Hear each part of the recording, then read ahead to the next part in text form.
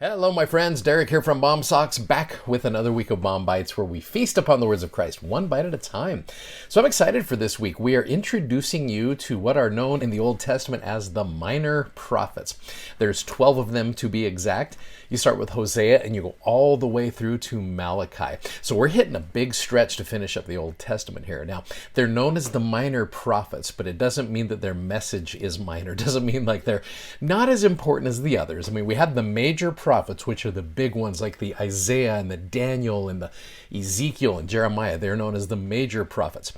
But the minor prophets have a major message as well. So the minor and the major are not about their message. It's just about their length. So you're going to see all of these, like the ones that we're just finishing up with. There's some short books. In fact, Joel later on this week has a massive 3 chapters to it. And you got some that are just super small. But the message, like I said, is major. Now, I love what it says in the Come Follow Me for this week that gives you a little bit of an overview of Hosea and Joel. And I love this. Israel's covenant with the Lord was meant to be so deep and meaningful that the Lord compared it to a marriage. You've seen so far so much in the Old Testament about covenants.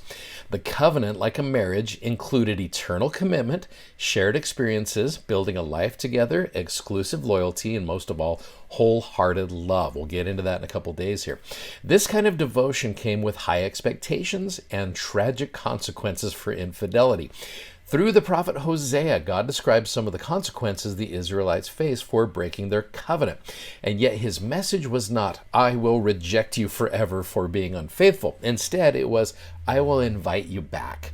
I will betroth thee unto me in righteousness, the Lord declared. I will heal their backsliding. I will love them freely. I'm excited to talk about that with you this week. This is the same message he gives today as we seek to live our covenants with love and devotion. So that's the book of Hosea for a couple days. Now, Joel shares a similar message. We're going to spend 2 days at the end of the week with this.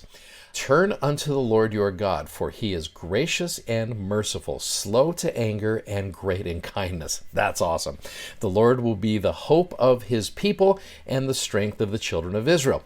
As you read Hosea and Joel, ponder your own relationship with the Lord. Think about how his faithfulness inspires you to be faithful to him.